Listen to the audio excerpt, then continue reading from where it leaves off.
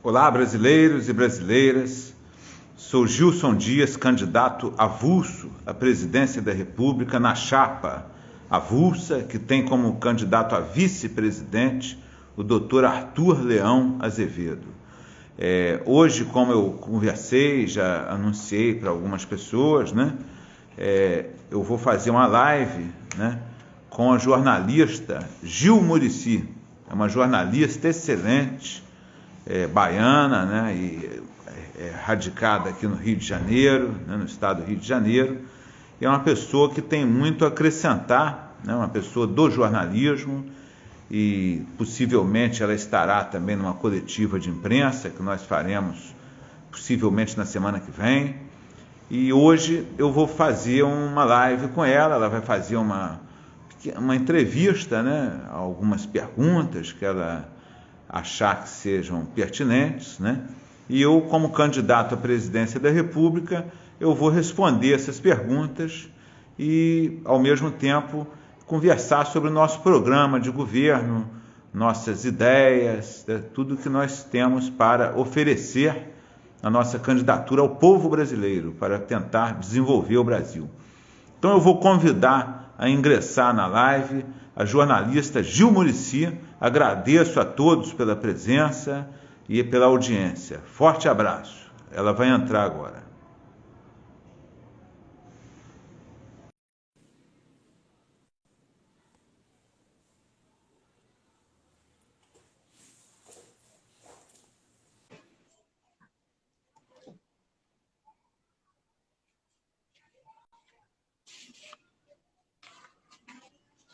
Olá, boa noite.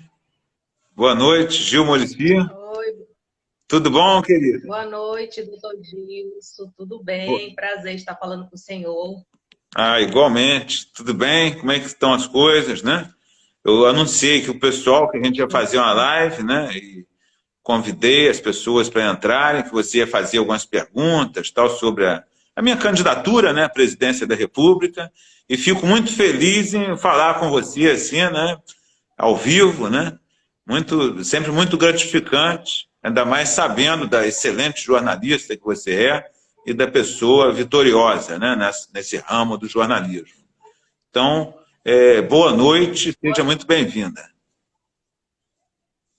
Boa noite, doutor Gilson. Muito obrigada pelo convite. Obrigada mesmo. É a primeira vez que eu estou conversando com um candidato à presidência da República, né? A gente já fez uma live no passado, mas naquela época o senhor ainda não era um candidato, era só um pré-candidato. Agora o senhor é oficialmente candidato e eu agradeço imensamente o convite de poder participar dessa live com o senhor para dar sugestões de melhoria para o nosso Brasil. Maravilha. E aí, o que você tem para conversar? Quais são as questões que você tem para colocar sobre, né, essa questão de governo, né, de projetos para o Brasil? Né? O que você tem de dúvidas assim, sobre Então, doutor Gilson, quando o senhor me fez o convite, né, de participar dessa live, eu fui pesquisar, né? Fui pesquisar sobre o senhor, sobre a sua história, e aí eu descobri, né, que o senhor é um advogado bem-sucedido, que o senhor é procurador do Estado do Rio de Janeiro, que o senhor é sociólogo, que o senhor é piloto de avião, que o senhor é mestre em Direito e Investimento, o senhor é um homem que já fez algumas faculdades em Portugal, né? É uma pessoa bem-sucedida, é um homem, é um profissional bem-sucedido. O que fez um profissional tão bem-sucedido assim na sua carreira, na sua vida, querer entrar na política? Olha, isso aí é uma pergunta comum. Tá? Uma pergunta comum, assim, que muita gente pergunta bem. Você já tem tudo, já é procurador, né, advogado público, é advogado aqui no Brasil, em Portugal, é bem-sucedida, né, uma pessoa bem-sucedida profissional. Então, por que você quis entrar na política? Isso é uma pergunta que eu respondo quase todos os dias, né? É aquela questão da gratidão, tá? Gratidão com o que eu recebi de aprendizado na vida pública. Então, eu fui aluno do Colégio Militar do Rio de Janeiro, no ensino fundamental, no ensino médio. O Colégio Militar é um colégio público, é um dos melhores colégios que tem no Brasil, o Colégio Militar do Rio de Janeiro, que é na Tijuca, né, Rua São Francisco Xavier, mas é um colégio público. Fui da Escola Preparatória de Cadetes do Exército, em Campinas. Lá eu até recebia para ser aluno lá, para ser cadete, né? E na Escola de Cadetes, e ao mesmo tempo também uma instituição pública. Depois eu concluí 3 graduações, 2 na UERJ, que foi bacharelado em Ciências Sociais, e licenciatura plena em Ciências Sociais, também que é uma outra graduação, e Direito na Universidade Federal Fluminense. As 3 universidades são públicas. Depois eu fiz uma pós-graduação na Escola da Magistratura do Estado do Rio de Janeiro, que também é uma escola pública. Então, passei no concurso público para advogado público, né, procurador, em primeiro lugar. Também exerço um cargo público, né? Exercia, agora eu estou licenciado. Mas, de tanta ajuda que eu tive das instituições públicas, eu me senti no dever profissional, pessoal meu, de dar uma contribuição para a coletividade. Então, eu me dispus a ser candidato à presidência da República, porque é o cargo que eu acho que eu poderia dar mais contribuição ao povo brasileiro, para tentar trazer essa independência do povo brasileiro. Porque não adianta o Brasil ser independente como país e o povo brasileiro não ser independente. Eu estava até conversando hoje, quando a gente estava no período colonial, as pessoas, comerciantes, os trabalhadores, de modo geral, né, que trabalhavam no Brasil, eles pagavam de tributos para a coroa portuguesa 1/5 do que eles recebiam. Era só esse tributo, o nome até do tributo era quinto, era o quinto. Então a coroa passava cobrando o quinto representa 20% do que a pessoa ganha. E hoje o Brasil independente, cada um de nós, cidadãos, nós temos que pagar de tributos 40% ao governo federal, estadual, municipal, se somar toda a carga tributária que incide sobre cada pessoa, que equivale a 2/5. Quer dizer, nós pagamos hoje o dobro dos tributos que pagávamos na época que éramos colônia. Quer dizer, isso aí é um absurdo, o povo brasileiro pagar tanto e não ter uma contraprestação do Estado à altura que dê saúde, educação, a todas as pessoas. Eu acho que o Brasil precisa de um governo normal, né? Um governo correto, um governo que seja razoável. Então eu decidi dar essa contribuição, né? Por gratidão mesmo às instituições públicas. Isso. O senhor, doutor Gilson, é candidato avulso. O senhor nunca foi da política, o senhor não tem apoio de político nenhum, o senhor está bancando a sua candidatura do seu próprio bolso. Por que o senhor é contra o fundão? Eu sou contra o fundão eleitoral de 5 bilhões de reais. E a gente tem, por exemplo, o orçamento para combater a fome no Brasil, o Brasil todo, é de 40 milhões de reais. Quer dizer, 125 vezes menos do que o valor destinado ao fundão eleitoral, que vai para a campanha eleitoral, o pessoal fazer papelzinho, rasgar, jogar fora, e a população toda passando fome, na miséria, o pessoal sem moradia, sem alimentação. Então, eu acho esse fundo eleitoral uma vergonha, embora esteja na lei, né? Mas é o que eu sempre falo, o nazismo, ele foi um governo baseado na lei nazista. Então, não é só porque tem uma lei que aquela lei será boa, tem lei que é horrorosa. Essa lei do fundo partidário, né, do fundo eleitoral, é uma lei vergonhosa para o Brasil, e eu, como presidente da República, a primeira coisa que eu vou fazer lá é entrar com uma ação de inconstitucionalidade contra essa lei, porque eu acho que essa lei é inconstitucional. E, mesmo assim, vou encaminhar também um projeto para revogar essa lei, porque não pode a população brasileira, grande parte, ficar passando fome e a gente ficar dando dinheiro do nosso tributo para político fazer campanha eleitoral. Isso é um absurdo, né? Com certeza, doutor Gilson. Nós estamos comemorando 200 anos da independência do Brasil. O senhor acha que, de fato, o Brasil é um país independente? Eu acho que o Brasil tem independência política, mas o povo brasileiro não é independente. É essa discussão que eu falei anteriormente. O povo brasileiro ele vai conseguir a sua independência quando ele tiver moradia, educação de qualidade, saúde, quando ele tiver plenas condições de desenvolver a cidadania. Então, todo país que o povo desenvolve a cidadania de forma plena é um país em que o povo é independente. Agora, a independência política, o Brasil é independente politicamente, mas até hoje não encontrou ainda gestores que realmente defendam, né? Gestores, quando eu digo isso, na presidência da República, né? Porque às vezes tem prefeitos que são bons, governadores, mas são casos isolados. Agora, não encontrou ainda um gestor na presidência da República que seja favorável ao povo, que garanta, né, a participação do povo no poder e garanta a independência do povo mesmo, né?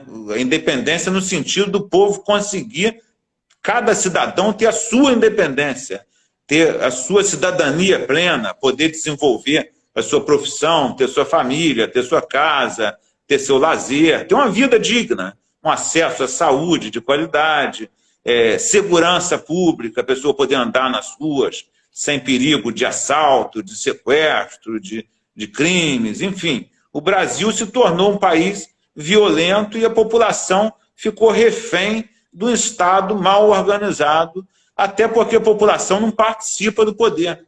Foi criada uma panelinha partidária, e essa panelinha vem governando o país para os seus próprios interesses. Doutor Gilson, eu já vi em algumas lives do senhor, o senhor falando que vai muito a países desenvolvidos e que o Brasil é o país mais rico do mundo, né? E por ser o país mais rico do mundo é onde mais as pessoas passam fome. O que verdadeiramente o Brasil precisa para se tornar um país desenvolvido, um país de primeiro mundo, onde as pessoas tenham dignidade para viver? Eu acho que o Brasil precisa do povo participar do poder. O povo nunca participou do poder aqui no Brasil.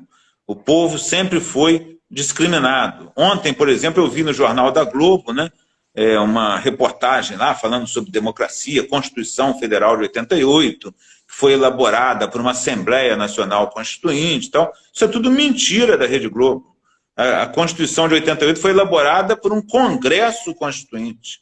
Tanto é que aparece até aquele índio lá pintando a cara de preto, o pessoal mandando carta lá para o Congresso com sugestões e tal. Se eles estavam mandando carta, estavam fazendo aquilo, porque eles não estavam, ou seja, o povo não estava elaborando a Constituição.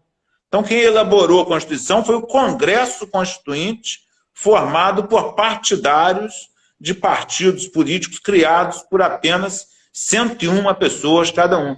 Então, na medida em que o povo participar do poder, como acontece, por exemplo, nos países desenvolvidos, o povo ele vai levar os problemas que ele, vamos dizer, enfrenta no dia a dia. O povo, quando eu falo povo, eu estou falando numa totalidade. Então, estou falando, por exemplo, dos povos indígenas, do pessoal lá do Rio Grande do Norte, do pessoal do Amazonas, da Bahia, do Espírito Santo. De cada local tem uma necessidade específica. Então, na medida que essas pessoas participem do poder, eles vão levar os problemas de cada localidade e o governo, que vai ser do povo, vai resolver esses problemas junto com a população. Então, o desenvolvimento passa a ser uma coisa automática. Não é esperar, por exemplo, um salvador da pátria, nada disso. Porque eu acho que o povo tem que participar junto do governo para nós conseguirmos resolver todos os problemas que afligem o Brasil. Isso que acontece nos países desenvolvidos. Aqui no Brasil, não, é sempre uma elite pequena, que não representa a população, que vem há séculos, né, espoliando a população, espoliando os mais pobres, entregando nossas riquezas a preço de banana. Por exemplo, agora caminhando pelo Brasil, eu passei numa cidade de Catalão, eu dou sempre esse exemplo, né? Aquilo chamou atenção. Catalão é uma cidade em Goiás, aí tem uma mina enorme lá de nióbio. Nióbio é um dos metais mais caros que existem, e o Brasil tem 98% da reserva mundial de nióbio. E aquela mina de nióbio é igual um formigueiro de caminhões saindo, tudo carregado de nióbio, está levando esse nióbio para onde? por quanto, para quem. Quer dizer, isso aí na imprensa não fala nada disso. Quer dizer, essa riqueza e a cidade de Catalão, que tem possivelmente trilhões de dólares lá de nióbio em reserva, numa miséria danada. Quer dizer, como é que pode uma cidade rica dessa, com uma reserva ambiental fabulosa, e a população da própria cidade está passando miséria lá, sem ter casa direito, pessoal na rua, mendigos e tal. Quer dizer, isso aí é inaceitável, uma coisa dessa. Aí quando você conversa lá na Europa, por exemplo, eu participei agora em Coimbra, né, de um evento lá jurídico, e ao mesmo tempo jurídico, e também fala de outras questões também de política internacional. Então tinha um professor dando uma palestra, um professor brilhante lá de Coimbra, que é o professor Vital Moreira. E o professor Vital Moreira falou o seguinte, que Portugal não tem 1 litro de petróleo, não tem 1 quilo de ferro, não tem riqueza mineral nenhuma, e é um país desenvolvido. Como é que o Brasil, que é autossuficiente em tudo, é subdesenvolvido? Ele falou que ele não conseguia compreender aquilo. Então, quer dizer, ninguém consegue compreender, porque o Brasil é a mesma coisa, a pessoa ser rica e viver morando na rua, uma coisa assim, incompreensível, entendeu? Por isso que eu venho, né, tentar iluminar isso, né? Porque eu acho que essas questões dependem também de energia positiva, né? De pessoas do bem, de assumir a responsabilidade do país e trazer melhorias para o país junto com o povo. Tanto é que eu gosto de conversar com o povo, andar na rua, em cidade pequena, em propriedade rural. Eu gosto desse negócio, comunidade. Eu gosto de andar nas comunidades, conversar com pessoas. Eu não tenho acepção de pessoas, entendeu? Eu acho que todos são meus irmãos, né? Não interessa se é rico, se é pobre, se é morador de rua. Eu paro, converso com morador de rua, eu converso com todo mundo, porque eu acho que todos são irmãos e não há hierarquia nessa questão de financeira, de coisas que todo mundo tem que ser tratado com dignidade. E eu acho que é isso que o Brasil precisa para se desenvolver. O senhor tocou, exatamente, o senhor tocou num ponto muito importante. Eu estava vendo o seu Instagram e eu percebi que o senhor faz live com pessoas do povo para saber como está a região que aquela pessoa mora. O senhor está de parabéns. Eu vi também que o senhor estava visitando muitos estados, muitas cidades simples, conversando com pessoas, com feirantes. Isso é muito brilhante, doutor Gilson. Realmente isso é uma forma nova de se fazer política, é disso que o Brasil precisa, né? Porque o nosso povo já está saturado, o nosso povo não aguenta mais. É verdade. A impressão que eu tive nessa caminhada, né, pelo país foi essa, que a população está cansada, o povo já não aguenta mais, não sabe o que fazer, o povo está descrente, está tipo assim, perdeu um pouco a credibilidade, eles acham que é tudo enganação, que não sei o quê. O povo está sofrido, né? O povo brasileiro ele vem sendo expoliado há muito tempo. Tem, por exemplo, os descendentes de escravos, né, que não tiveram compensação histórica nenhuma, os povos indígenas que têm as terras invadidas até hoje. Existe até hoje trabalho escravo, até isso denunciaram para mim.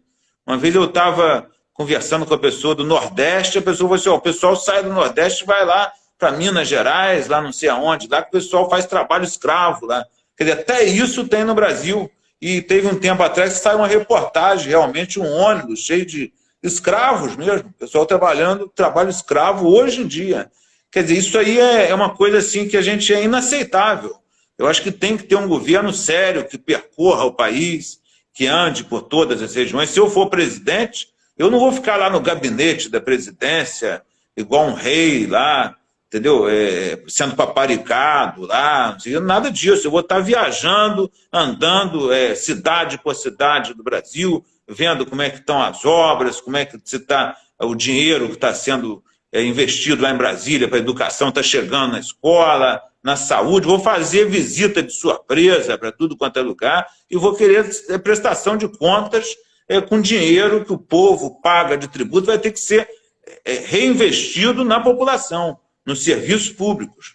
Por exemplo, na Suíça, para você ter uma ideia, a coisa é tão diferente, né, do Brasil, que teve uma greve lá um tempo atrás da população, foi a população toda na rua. Sabe qual era o pedido da greve? para aumentar os tributos. Pedido da população que aumentar os tributos, porque os tributos que eles pagavam não estavam dando conta lá do serviço público. Quer dizer, olha só a diferença de raciocínio, né? Aí aqui no Brasil, não, o pessoal cobra um tributo altíssimo para poder roubar mesmo a população, desviar, não faz nada que seja público para o brasileiro. Aí o brasileiro fica descrente, né? Fica que isso aí gera uma energia negativa no país, gera um clima que não é um clima de um país que está no rumo certo do desenvolvimento. Doutor Gilson, vai mais uma pergunta para o senhor. Como o senhor não tem apoio de ninguém, né, de nenhum político, o senhor vindo a ser o presidente da República, como o senhor vai fazer para combater a corrupção de prefeitos, governadores, deputados e por aí vai?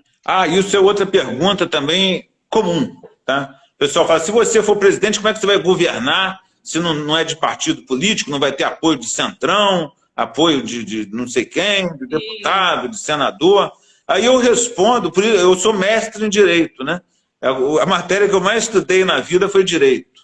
E eu dou aula ainda Direito Constitucional e Direito Eleitoral. Então, Direito Constitucional é uma matéria que eu conheço bastante, atuo como advogado também, processo civil, direito administrativo, eu conheço essas matérias todas. O Brasil, o que mais tem no Brasil são leis, entendeu? O Brasil tem lei de sobra no Brasil. Se a lei brasileira fosse aplicada, o Brasil, de um dia para o outro, seria um país desenvolvido. Então não precisa de mais leis. Com certeza. Já tem lei mais do que suficiente para eu administrar esse país com excelência.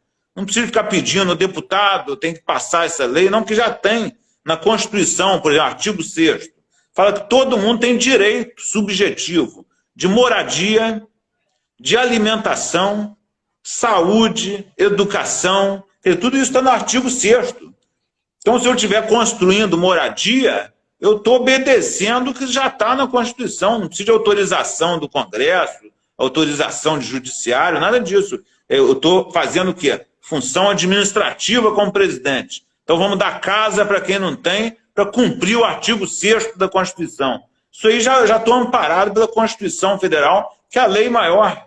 Isso aí acontece em todas as áreas. Então, o que eu vejo é o pessoal que vai exercer o cargo de presidente da República não tem preparo intelectual para exercer. Ele não sabe qual é o papel do presidente da República. É um papel de exercer função administrativa e cumprir o que já está na Constituição, o que já está nas leis.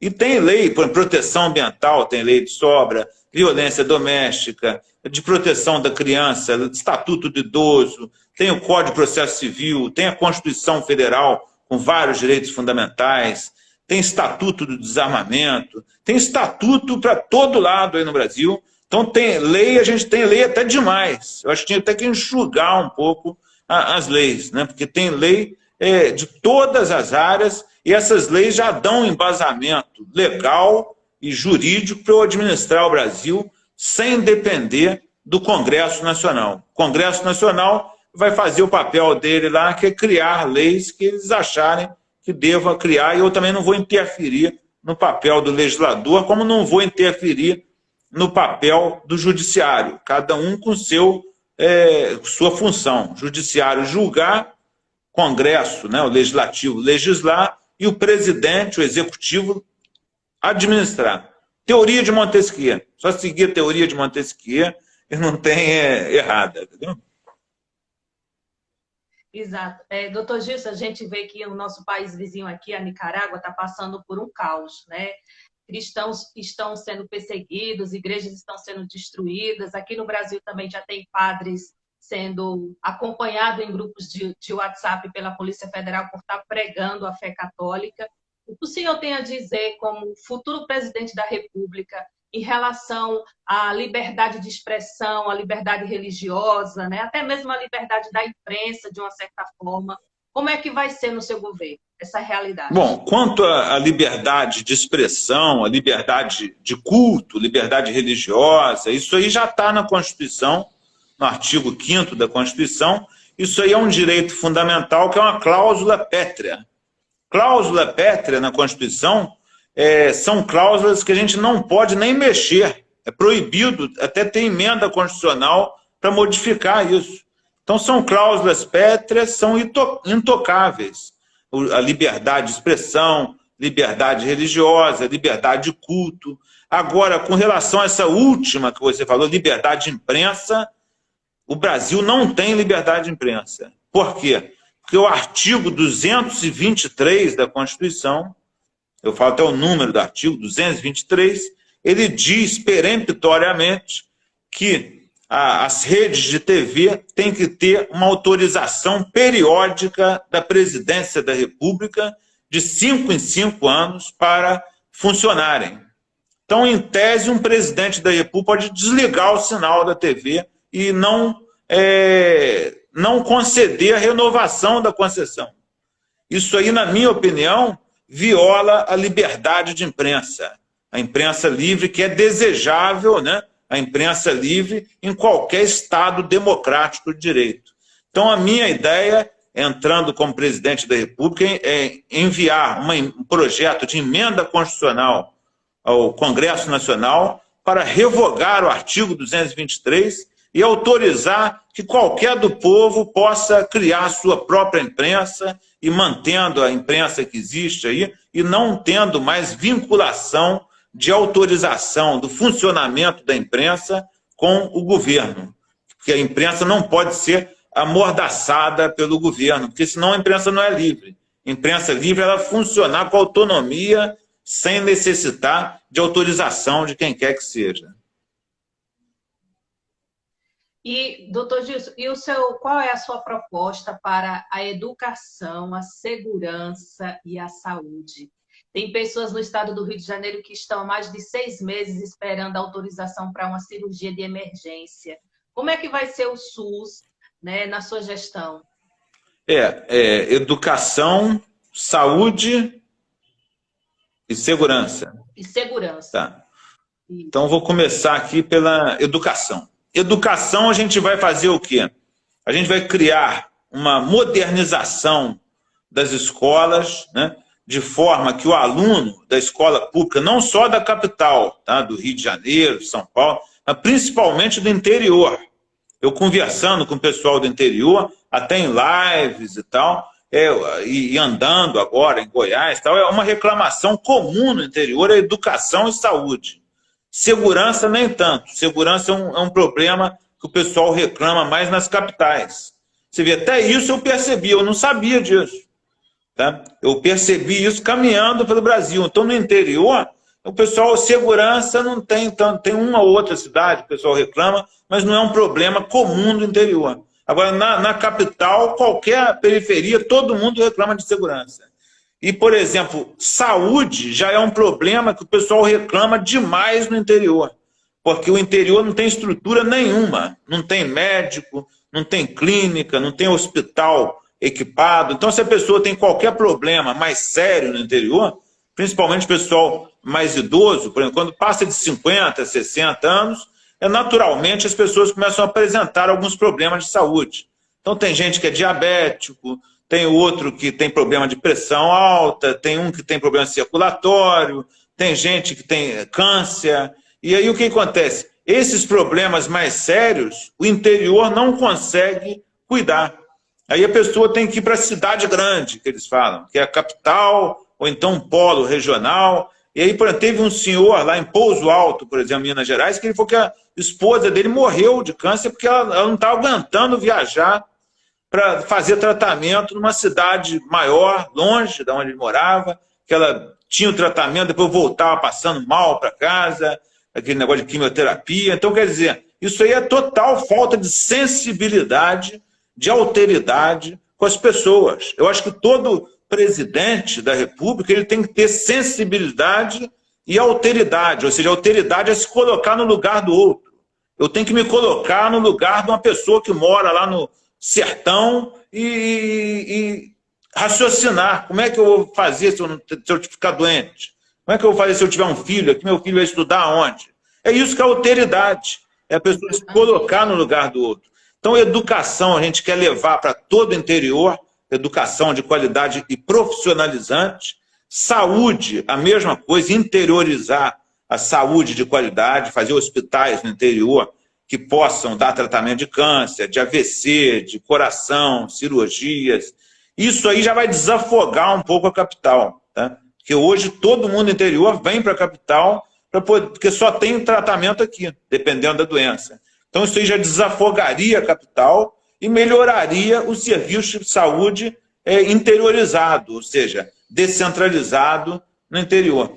E com relação à segurança pública, eu acredito que os próprios projetos que nós temos de obras, de desenvolvimento do país, saneamento básico, de educação, saúde, esses projetos sendo colocados em prática, a vida vai começar a melhorar, despoluindo os mares, lagoas, Baía de Guanabara, cristalina, igual um paraíso. Quer dizer, isso aí acontecer, né? A pessoa podendo ir ali na praia de Charitas, dar um mergulho, ou na Praia da Luz, lá em São Gonçalo, enfim, a pessoa poder mergulhar na Baía de Guanabara sem pegar uma hepatite, sem pegar doença nenhuma. Isso aí já vai fazer o quê? Vai melhorar a vida das pessoas. E a violência vai começar a diminuir. Agora, tem uma outra proposta também, além dessa atuação na causa, que é na questão social, também tem a questão repressiva. Isso aí são essas duas ações fazem parte da segurança pública em todo lugar do mundo. Nós queremos criar um aplicativo aqui no Brasil, que é aquele aplicativo que já funciona na China, que a pessoa, quando comete um assalto em algum lugar, já é filmado aquilo via satélite, toda a área pública brasileira. Aí o aplicativo vai lá, volta no tempo, vê aonde foi o assalto, marca a pessoa, e aí aquele aplicativo começa a seguir a pessoa em razão da questão digital, acho que é da face, é um negócio assim. E aí o que acontece? Ele segue a pessoa e mostra o local exato onde a pessoa se encontra na atualidade. Aí a polícia vai lá e prende. Então não tem como a pessoa escapar de um aplicativo desse no caso de ter um crime. Esse aplicativo, obviamente, seria usado só na área pública, né? Nas ruas, avenidas, nas áreas das grandes cidades e das cidades também, para poder o quê? Zerar o número de assalto. Aqui em Niterói, por exemplo, teve um prefeito aqui que criou o CISP, né? Centro de Segurança Pública Integrado, Centro Integrado de Segurança Pública. Ele tentou fazer isso de uma maneira mais arcaica, né? Mas tentou fazer, né? Ele colocou câmeras nas ruas, né? Câmeras tipo câmeras mesmo nos postes, né? Tal. Não é uma cobertura igual um aplicativo desse que eu estou falando, né? Mas filma ali alguma coisa e tal. E aí o que acontece? O pessoal fica lá num monte colocaram mais de 100 televisores, né? Cada um filmando um local da cidade e tal, e fica vários guardas municipais e tal, olhando lá. E se tiver um assalto no lugar, o pessoal sai procurando, o carro, o cara assaltou, foi para ali, aí o cara fica procurando o monitor e tal, e conseguiu com isso inibir a violência aqui em Niterói.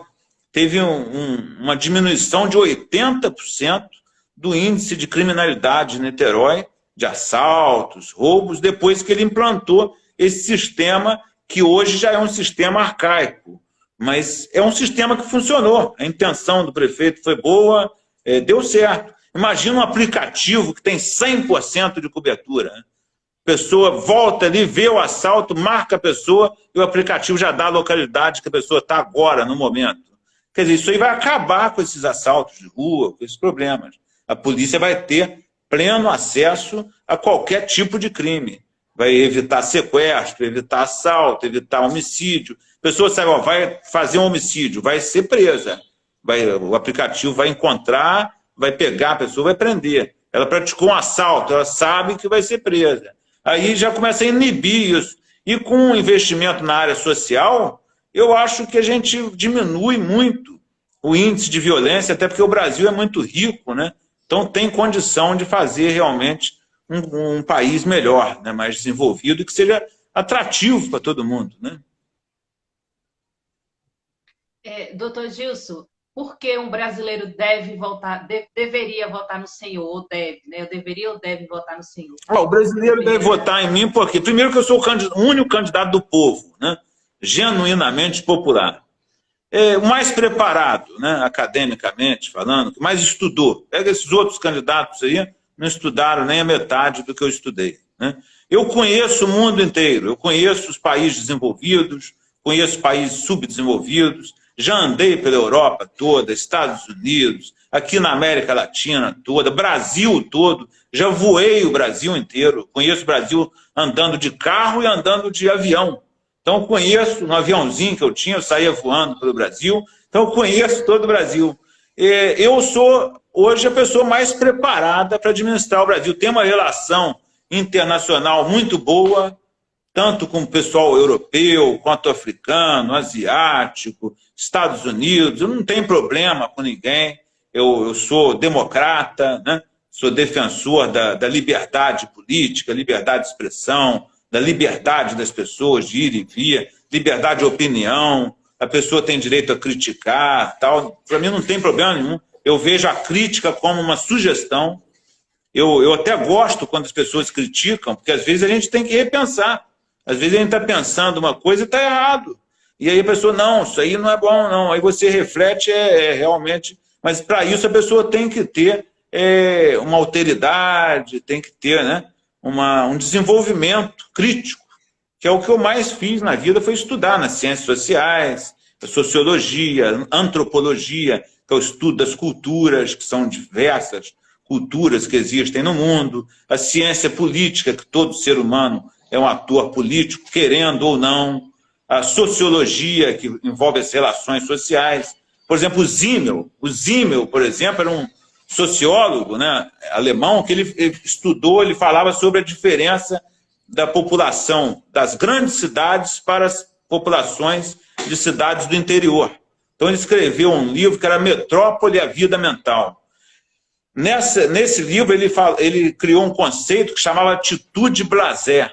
Atitude blasé, é um conceito sociológico.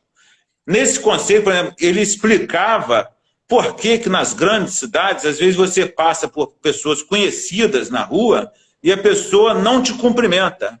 Já aconteceu isso com você? Comigo já aconteceu várias vezes. Aí você pensa, pô, aquela pessoa, né, mal educada, né, tal, mas não é, não. A pessoa não te viu. Porque, por exemplo, o Simmel falava que numa metrópole a pessoa tem tantas interações no dia a dia, saindo de casa, pegando ônibus, trabalhar, conta com porteiro, com não sei quem, padeiro, aí depois pega o carro, para no sinal, vem o cara querendo vender coisa. São milhares de interações que a pessoa tem por dia. Então, o próprio organismo da pessoa desenvolve uma defesa mental da pessoa e a pessoa passa por uma pessoa conhecida e aquela defesa mental age nela, ela não vê. Que, na verdade, é uma proteção, é atitude blasé. Já no interior, não. No interior, se você vai numa cidade pequena, a pessoa para conversar. Ô, minha filha, quanto tempo! E fala até de forma mais lenta, né? Mais devagar, não tem pressa nenhuma. Por quê? Porque lá o número de interações sociais é menor. Então, a pessoa tem essa capacidade de fazer isso.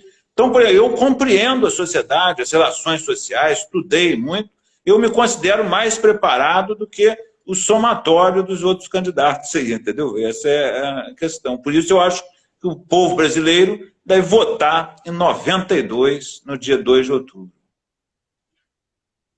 É isso aí, doutor Gilson.